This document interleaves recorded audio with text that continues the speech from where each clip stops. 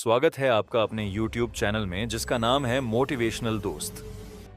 आज हम बात करेंगे सफलता पाने के सटीक तरीके के बारे में। सिर्फ शारीरिक मेहनत करना ही सफलता और अमीरी की गारंटी नहीं है। अगर ऐसा होता तो सबसे अमीर लोग वे होते जो सबसे ज्यादा मेहनत करते, जैसे मजदूर, रिक्शा चालक या दिहाड़ी पर काम करने वाले लोग। ये सभी दिन रात परिश्रम करते हैं, फिर भी जीवन भर संघर्षों से घिरे रहते हैं। इसका कारण है कि मेहनत के साथ साथ सफलता के लिए सही रणनीति, उचित युक्ति और विवेकपूर्ण बुद्धि का होना भी आवश्यक है। जब तक हम किसी कार्य को योजनाबद्ध तरीके से सोच समझकर और अनुकूल अवसरों का लाभ उठाकर नहीं करते, तब वह मेहनत दिशाहीन बन जाती है।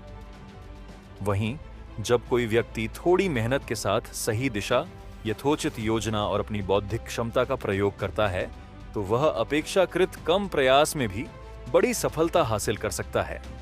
सफलता सिर्फ पसीना बहाने से नहीं, बल्कि समझदारी से चलने से मिलती है। यह जरूरी नहीं कि आप दिन रात काम करें, लेकिन यह जरूरी है कि आप सही समय पर, सही दिशा में और सही तरीके से काम करें।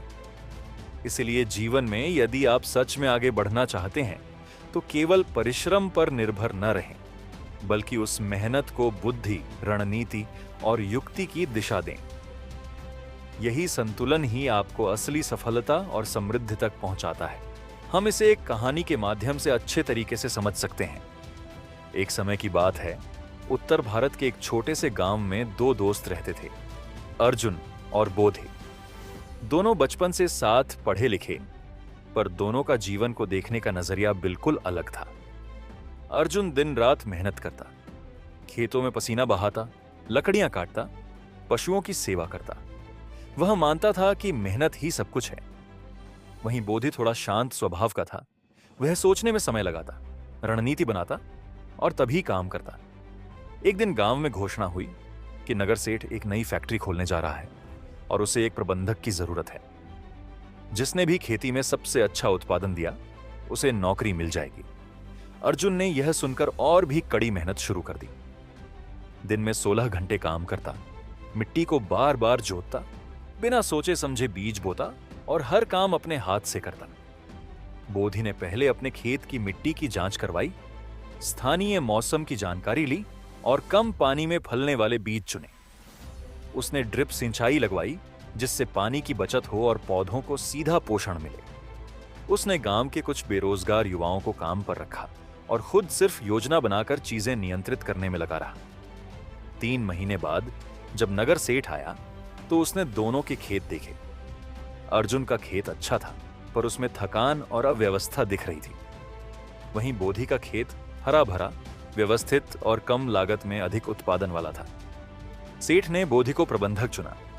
अर्जुन को बहुत बुरा लगा। उसने सेठ से पूछा, मैंने तो बोधि से ज्यादा मेहनत की, फिर मुझे क्यों नहीं चुना? सेठ मुस्कुराया और बोला, बेटा, सिर्फ मेहनत ही सफलता की गारंटी नहीं होती। सही दिशा में, सही युक्ति के साथ किया गया परिश्रम ही असली सफलता लाता है।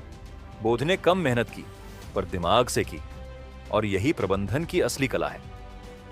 सिर्फ पसीना बहाने से ही सफलता नहीं मिलती, बल्कि मेहनत सही दिशा में, सूझबूझ और योजना के साथ की जाए, कम परिश्रम में भी अच्छे फल देती है।